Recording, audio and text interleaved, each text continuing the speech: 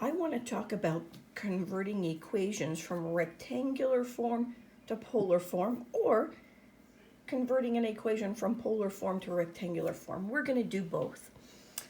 Remember, when we're working with polar coordinates or rectangular coordinates, there's some relationships that we know always hold. We know that x equals r cosine theta and y equals r sine theta always. We know that x squared plus y squared equals r squared. And we know that the tangent of theta equals y over x. That does assume that x doesn't equal 0. So let's jump in with an equation that is in rectangular form, and we'll convert it to polar form. So let's start with x equals 3.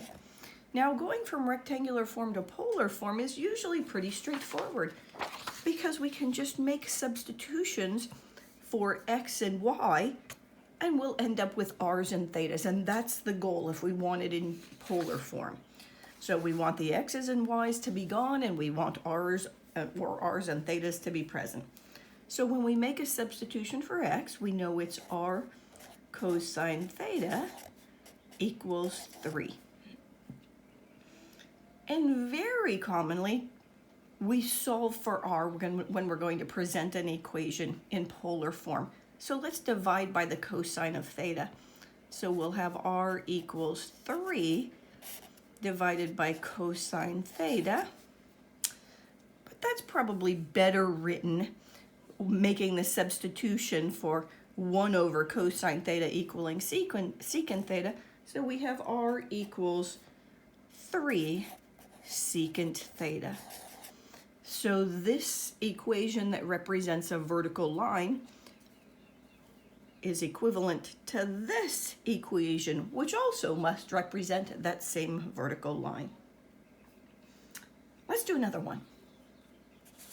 Let's say the equation is 5x plus y equals 2. Now, if we make the same substitution for x, we would have 5 times r cosine theta, and make a comparable substitution for y. We know y is r sine theta, and it equals 2. But again, we often represent these by solving for r. So notice we have a common factor of r. Let's factor that out. So we have r times 5 cosine theta plus sine theta, and that equals 2. And if we divide by this quantity, we'll have r equals 2 divided by 5 cosine theta plus sine theta. And we have our equation in polar form. Let's do one more. Let's make it x squared plus y squared equals 36. Now, often we just make the substitution for x and y, and that is x equals r cosine theta and y equals r sine theta. And I should square both of those, and that equals 36. Now we're going to make this look a little bit nicer. Let's see, that means we have r squared, and we have cosine squared, and an r squared and a sine squared. And that's going to equal 36. This time we have an r squared, but let's factor it out. So we have cosine squared theta plus sine squared theta, and that equals 36. And I hope this jumps out at you as the Pythagorean identity. Sine squared theta plus cosine squared theta, you know, equals 1. So this is r squared times 1, which is just r squared. Now, before I continue,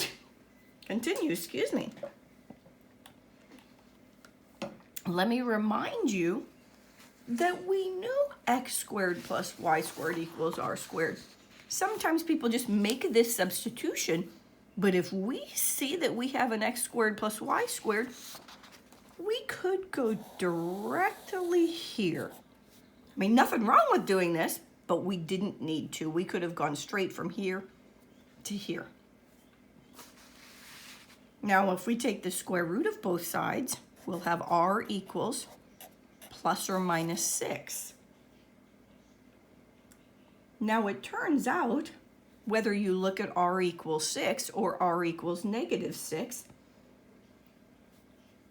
the equation will represent all the points that are 6 units from the pole. Remember, the pole is that origin. In other words, this equation, whether it's r equals 6 or r equals negative 6, would represent the circle of radius 6. And come back here. Did you recognize this as a circle with radius 6?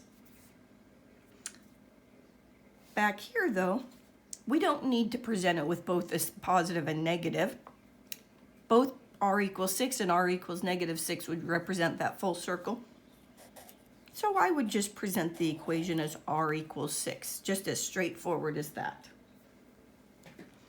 Now let's talk about converting equations from polar form to rectangular form.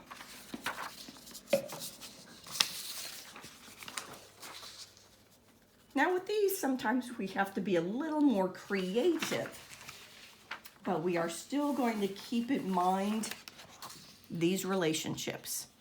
This is what we have that relate x's and y's and r's and thetas. So let's jump in. Here's an equation in polar form, and it's r equals 7. And I hope you recognize it as something very similar to what we just did in the other direction. We ended up with r equals 6. But to make the substitution so we can really see it, we didn't have a nice substitution for r that would get us to x's and y's, but we did have a nice substitution for r squared. So let's square both sides of this equation. So we have r squared equals 49. And now we can make the substitution for r squared. We know it's x squared plus y squared equals 49. So we have the equation in polar form that represents the equation of the circle centered at the origin. And we have the equation in rectangular form that represents the circle centered at the origin, both of them with radius 7. Let's do another one. Let's have it be theta equals pi over 6.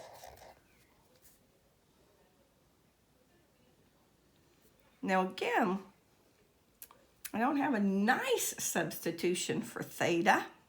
I do have a tangent theta though. And remember this, tangent theta equals y over x. I wish there were a tangent there. And hey, why don't I take the tangent of both sides then? We'll have the tangent of theta equals the tangent of pi over 6. But we know the tangent of pi over 6. It is 1 over the square root of 3. So the tangent of theta is equal to 1 over square root of 3, or if you prefer, square root of 3 over 3. Well, how does that help? Well, here's our tangent of x, tangent of theta. We know it's y over x. So we have y over x equals 1 over square root of 3. I'm going to multiply both sides by x. And we see in rectangular form that we have the equation of a line that has a y-intercept of 0 and a slope of 1 over square root of 3. And let me just write it this way, because I know it does bother some people if you don't see it with a rational denominator. Either of those would be acceptable. So it's a line passing through the origin with this slope. And really, that's what this represents as well. all of the points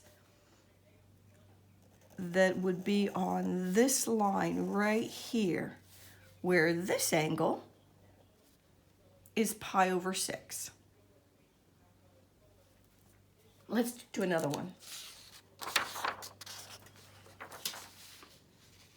Let's make it r equals 7 cosecant theta. Now, in polar coordinates, we do have a substitution for r cosine theta and r sine theta. I don't quite see that here, but let's convert that cosecant theta into 1 over sine theta. So we would have r equals 7 over sine theta. Well, how is that any better? Well, we can now multiply both sides by sine theta, and we would have r sine theta equals 7. And I hope you recognize this r sine theta. We know that's equal to y. So now we have an equation in rectangular form that was equivalent to this one. Of course, we know that's a horizontal line. Let's do one more. Let's suppose the equation were r equals 7 sine theta. Now it already has the sine in it, but there's no r over here.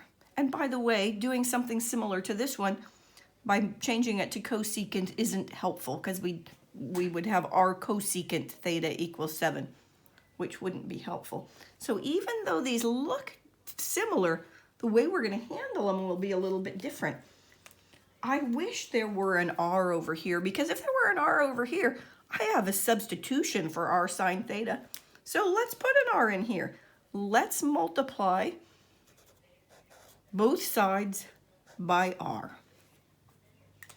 And if we do that, we'll have r squared on the left-hand side, and we'll have 7r sine theta on the right-hand side. But now we have a substitution for both the r squared and the r sine theta that will get us to the x's and y's.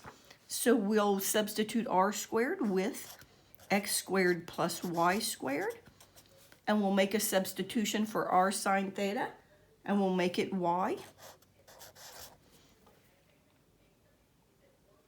And we have the equation in rectangular form. Now I would probably set it equal to 0. I hope you recognize that this is the equation of a circle. So I'm just going to choose to put it in general form for a conic section. That means set it equal to 0. There isn't just one way to present the equation, but I would probably present it like this. So you can see we have a variety of things that we need to do to be creative, perhaps, when we're converting from polar form to rectangular form. I hope you'll go practice doing some conversions.